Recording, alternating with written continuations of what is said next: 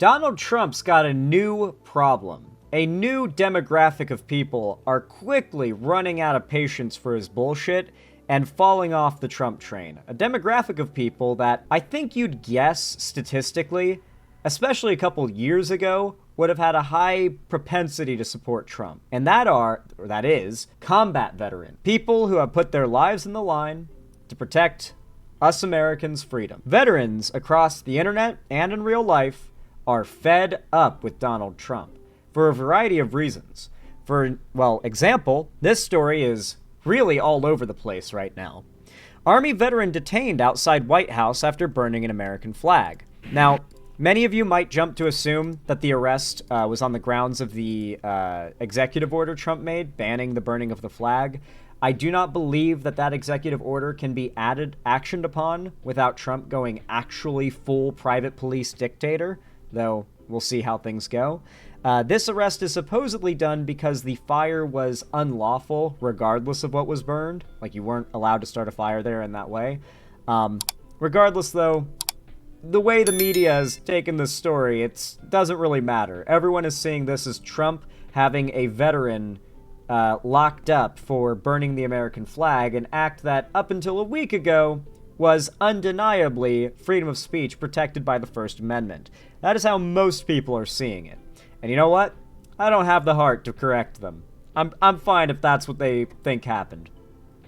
So here's that story in a little more detail. Donald Trump is going full police state, starting with DC. Like, if you're going to do, like, a Hitlerian takeover of a country and kind of become its emperor, you have to have, like, your location, your stronghold, right? Like a sort of fortress, castle, region that is under very strict militarized guard, filled with only yes men, where all enemies of the state, quote unquote, are thoroughly rooted out and exiled or executed. And, you know, like the president / dictator / emperor can safely exist within his fortress, you know, making commands of the people from safely behind thousands upon thousands of full auto guns. You know, it's like, okay. All right, I see what's up. Secure your capital. I learned that from Civ 5. Well, yeah, it's like very clear that Donald Trump is trying to create his sort of dictator fortress.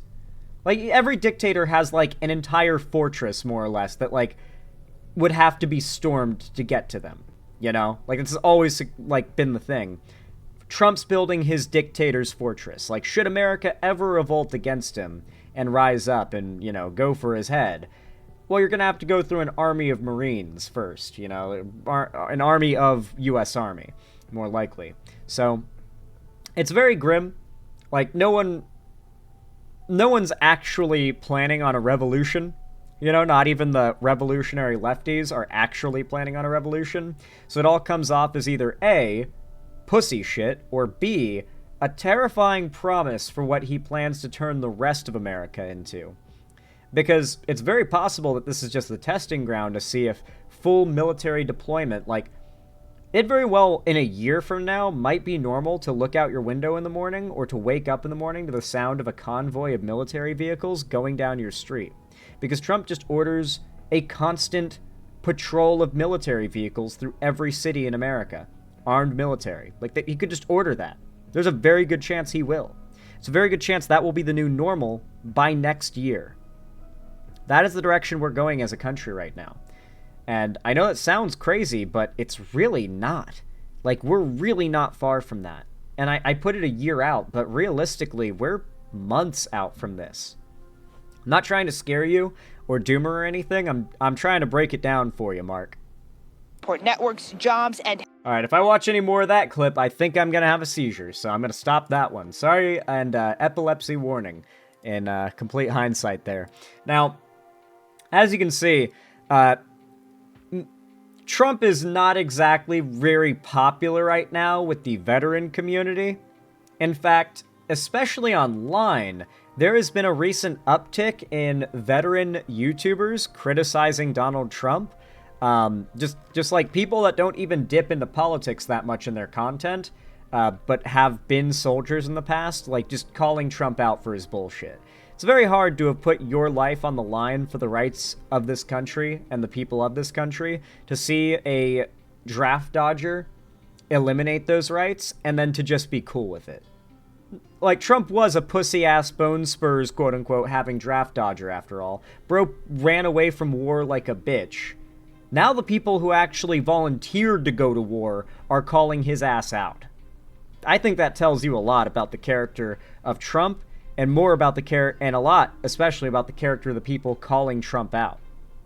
In fact, they've been this particular channel, called Combat Veteran News, a channel that, frankly, I'm going to drop a sub on right now because what a cool name. That sounds up my alley. Fuck it, let's go. I had this video recommended to me by some people in the community, and it seems interesting.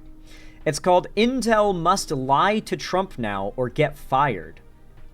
This is literally a video of a veteran reacting to the news coming out that Trump is firing anyone within American intelligence that tries to give Trump bad news. It's phenomenal stuff, especially when you consider that right now Trump is gearing up for a potential invasion of Greenland and or Canada. Like, Greenland just caught us with, like, secret agents in Greenland territory, like, trying to do weird subversive, like, bullshit, just like Russia did to Ukraine before they invaded. So, all that in mind, let's check out this video. It looks like it's going to be pretty good. You guys sent it to me for a reason, I assume, so let's give it a watch. Let's see what this veteran has to say about Donald Trump. Let's begin. Imagine you're driving down the highway, headed to work, when you realize there's a massive traffic jam staring you in the face. You'd rather the highway be clear and open. What do? Well, if you're the White House, the answer appears to be put on a blindfold, because the White House is making sure to blind U.S. national security policy if they run into any information that they don't want to see. Just how bad is this getting, and is it starting to look like a purge? Let's talk about it. I'm Paul, U.S. Army combat veteran. Hit that subscribe button and, of course, become a member over at combatvetnews.com for access to exclusive videos and to keep me in.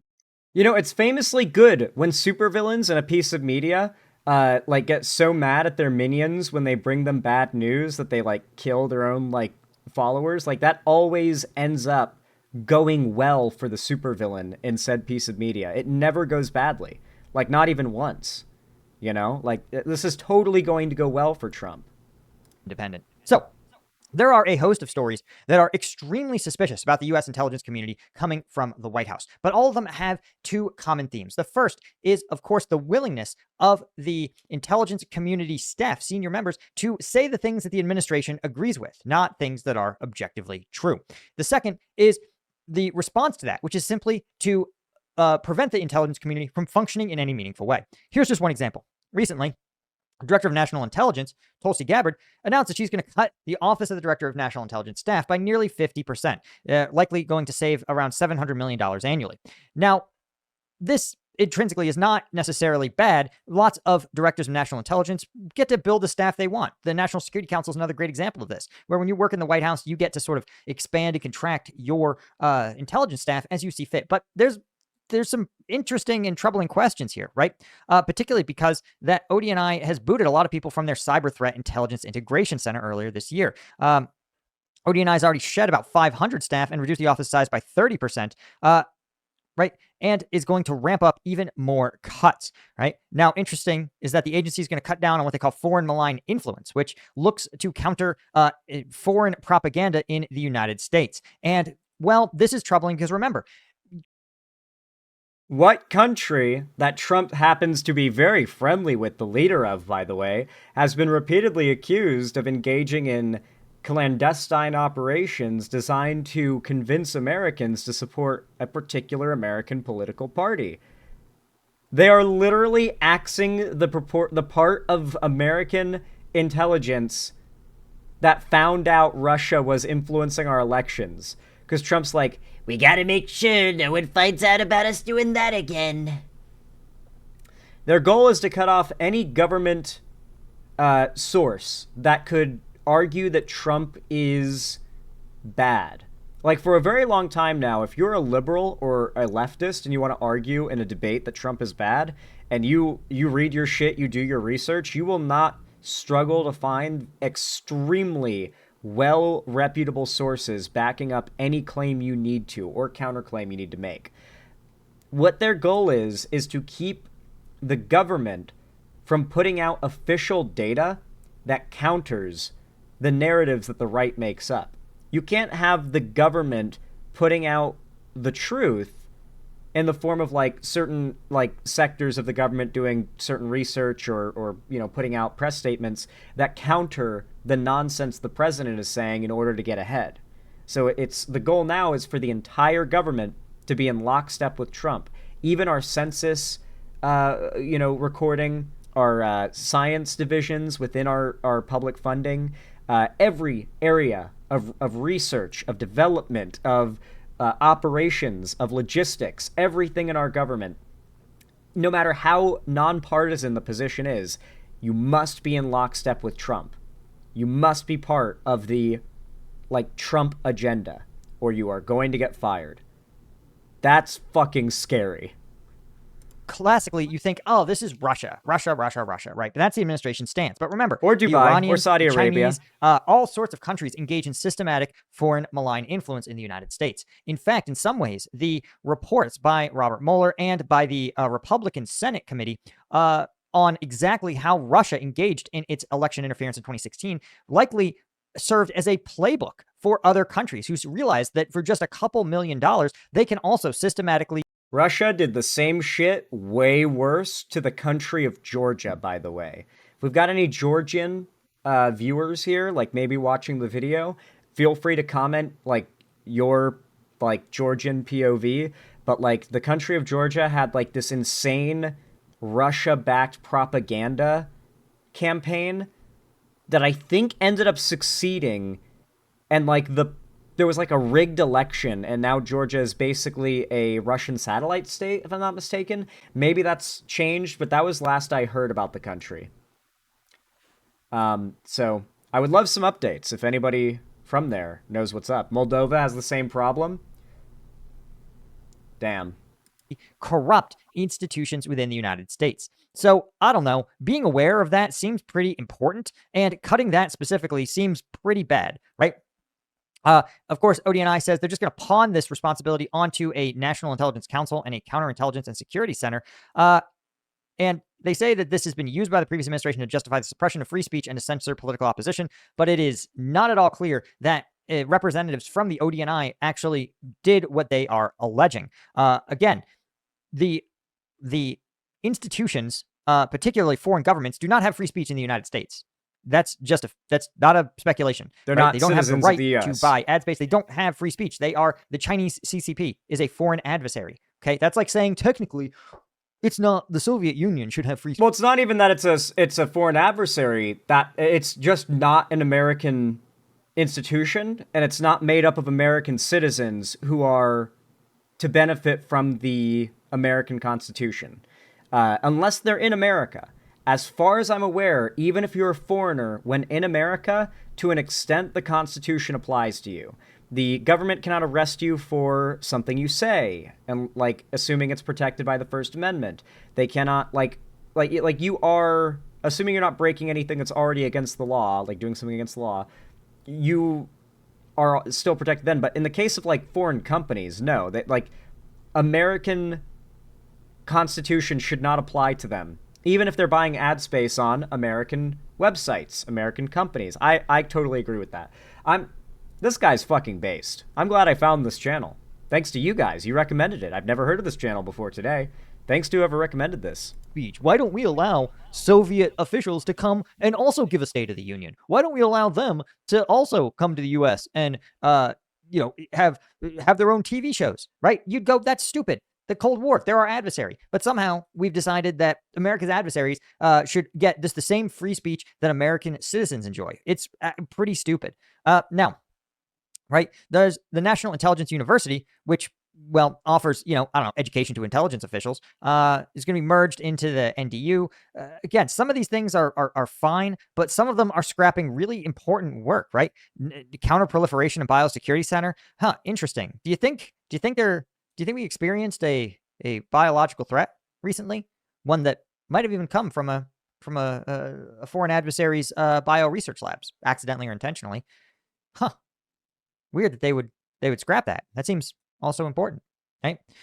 And yeah, that is actually really funny, because even if you don't believe that, like, COVID was made in a Chinese lab, Trump supposedly did. Trump and his entire administration and campaign thought that, or claimed that COVID came from a Chinese lab. For years they claimed that. So why are we all of a sudden taking funds away from and mass firing the sector of our government that would investigate such things? Unless Trump knew that talking point was nonsense all along, and he damn well knew, like all the experts were saying, that much like any other disease that has impacted humans in the past, it is a virus that jumps species between another mammal over to our mammalian bodies, being capable of surviving within our bodies and fighting our immune system and surviving through it, and causing us problems. That's how every disease has ever worked, is when something makes the jump from animals to humans, and that's what it did. And now we've got COVID, and it's everywhere because Trump was too much of a chicken shit dumbass to handle the problem. We had to keep everything open. We couldn't take it seriously. And so here we are. Now COVID is everywhere, and honestly, I'm not entirely convinced that it's not from a Chinese biolab, to be fair, or at least some kind of biolab. I've had COVID about twice now, maybe 3 times, but I think it's just been twice. It is the worst ever. It is the worst. Getting the COVID vaccine's a little rough, but I highly recommend you get it anyway, because if you actually get COVID, you're gonna hate your life for a while. Not only is it 1,000,000 times worse than the vaccine side effects, even when it was early produced and wasn't as solid as it is today, but it lasts longer and you get long COVID. Nothing is worse than long COVID. The idea of COVID and long COVID and experiencing it, it feels like it had to have been developed and tested rigorously by humans in a lab in order to figure out okay, so what disease could we unleash on a population that wouldn't necessarily kill all of them, because there's no use in that, but will weaken them for such a long time that maybe we could invade and have a pretty strong chance if we spread this disease throughout the population? COVID would kind of be the perfect answer to that question, because if you infect everyone in a country with COVID, 70% of the population is going to be bedridden for a week, and that shit spreads.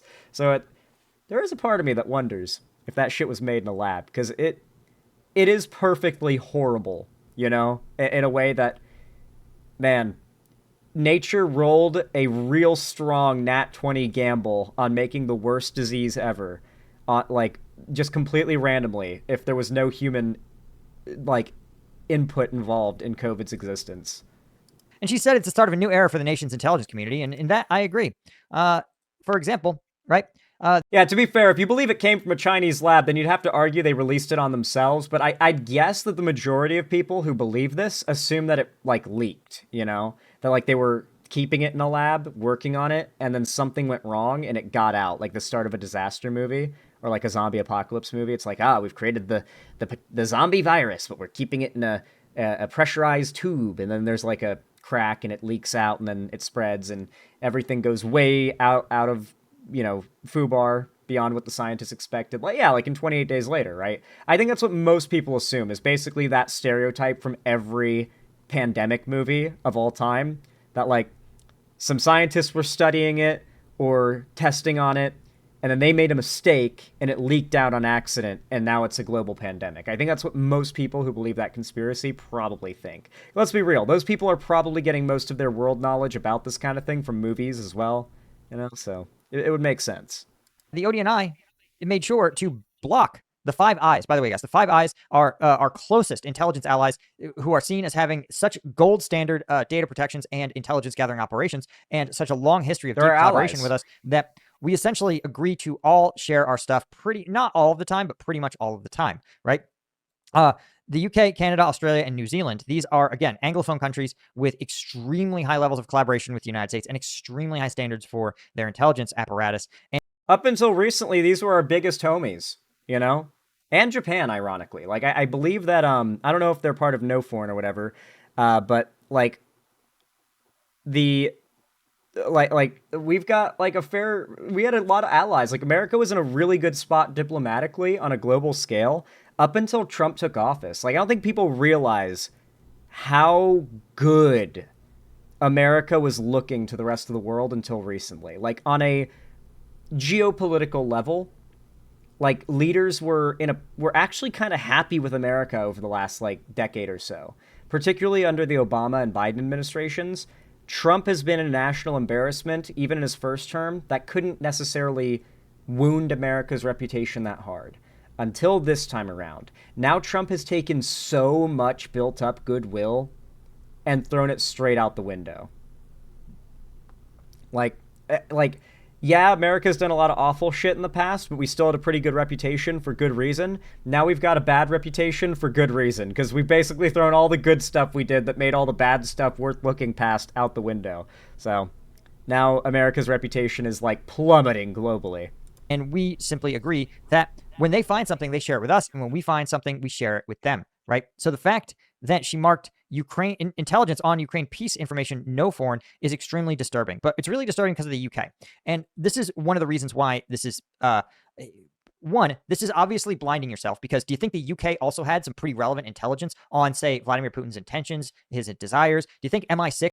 It tells me they don't want there to be any intelligence agency knowing these things. Because what if an intelligence agency finds out what Trump is up to and tries to rebel by, like, pressing charges, bringing him to court, doing a press conference even, you know? Even if the DOJ or anything, or any, like, intelligence agency just drops a report for like, public use, like, that's not something Trump wants happening.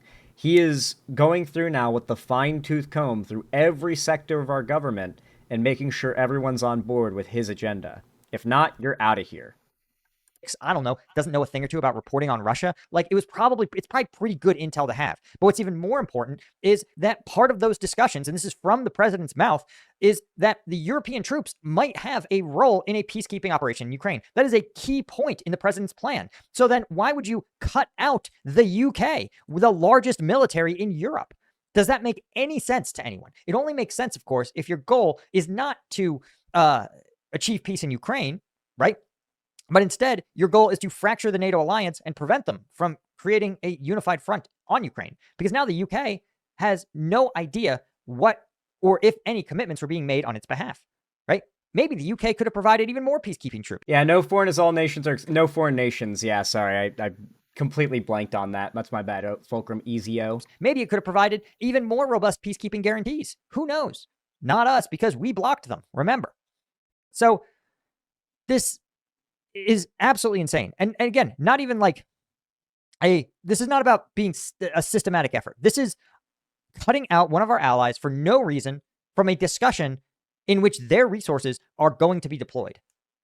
And so what's so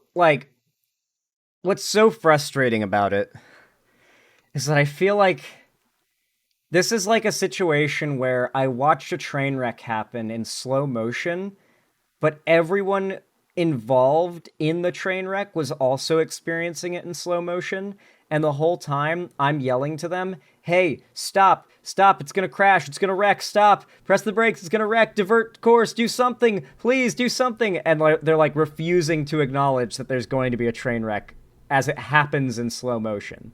Like, that is how it feels, because rewind to 5 years ago.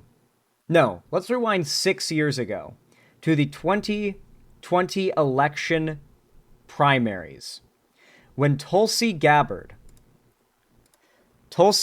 was, let's see if I can find a picture of her from back then. She was running for president as a Democrat. Now, her following blew up. She got pretty big. Like, she was one of the relatively successful runners-up within that primary. There were a couple people that came before. Biden obviously stomped, but, like, Tulsi was not that far down the list. And she retained a pretty significant following. Way more than, like, Andrew Yang, for instance, right? And so Tulsi, more or less, is this figure who had a very particular brand of politics. Now everyone knows that she's like a Russian plant, but she always had Russian plant energy, if that makes sense. One thing that she always does is uses a lot of very populist euphemism, right?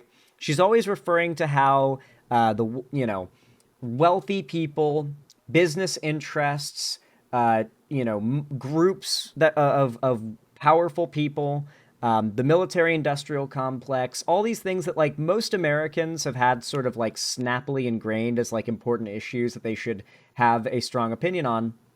She would hit on these topics, making her gain a reputation for being a populist, which is, of course, when your rhetoric and commentary and your policy primarily focuses on acknowledging the issues that the majority of people see as the most important.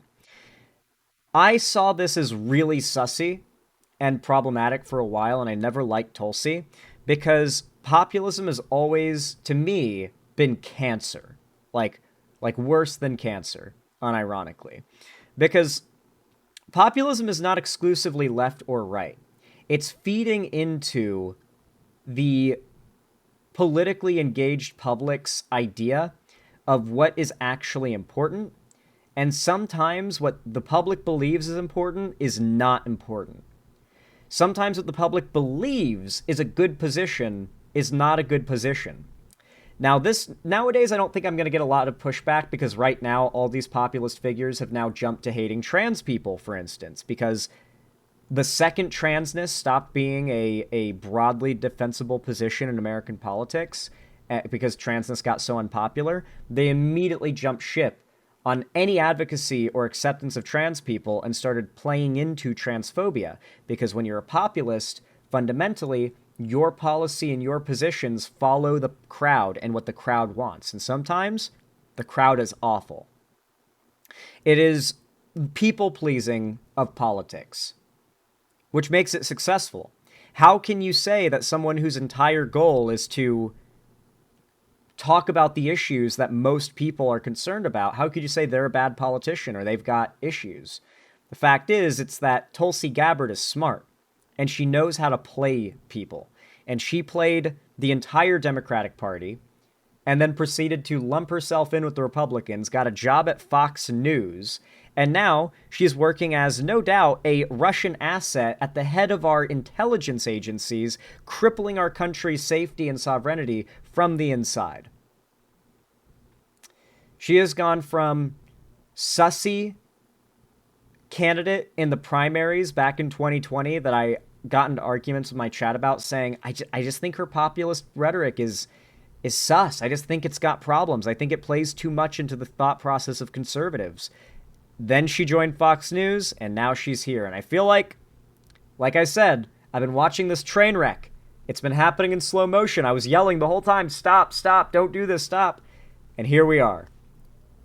Here we are. Tulsi is actively doing all of the horrible shit that I feared she might if she ever gained power, such as selling our country out to the Russian government because of the belief that any effort whatsoever America takes to defend itself, even on an intelligence level, is military-industrial complex, globalist war hawkiness. I don't know. But only if it's Russia. Russia's the only country that it's okay not to do any conflict with. Any other country, and, maybe we do drop a few bombs. That's basically the MAGA thought process, No war during election time. But the second they're in power, it's time for all the bombings, all the war. And I don't know. I just hope that Americans have learned their lesson. I hope they continue to learn their lesson. I am greatly looking forward to the now inevitable massive jump in progressive voting and popular sentiment in the coming year or so, particularly after the midterms. I think the pendulum's going to swing really hard and fast to the left after this most recent swing to the right. We'll just have to wait and see, though. I just hope this administration's days are numbered, because right now, with this woman leading our intelligence agencies, we are not safe. Let me tell you. Anyway, folks, if you enjoyed this segment and you found it entertaining, educational, or enjoyable in any way, then please consider leaving a like and a comment on this video or stream, depending on when you're watching, whether it be right now or in the future. It really does help a lot. Likes don't just tell me you enjoy the video, it tells YouTube's algorithm you liked it and to push my content out to more people who haven't seen me before, helping to grow the channel. So I really appreciate everybody who hits that like button and takes the time to leave even a short comment. It's totally free. It helps a lot and really means a ton. I'm curious to see if you guys can hit a whole 1,000 likes on this video after 24 hours like you did on the Trump hand rot one. I will be quite impressed if you can. Maybe even 500 comments too. Curious to see if you can do it. And of course, if you want to see more from me on other platforms, you can follow my social medias, linked down below in the description, particularly my fan Discord, as that is the main hub of my community and fan base. And on top of that, I host weekly watch parties, call-in streams, movie nights, and other community events in there every Friday, every week. So if you don't want to miss anything, make sure to hop on in there, because I really hope to see you there as well. And of course, if you want to support me directly, financially, help me keep the lights on and a roof above my head here at the Xander Hall studio, then please consider donating, subscribing, or gifting a sub on my website, xanderhall.com/live, or support me through YouTube, Twitch, Streamlabs, Stream Elements, Patreon, or buy some custom Xander Hall merch through the Streamlabs link down below. Regardless of how you support me, thank you all so much for watching, and as always, have a good one.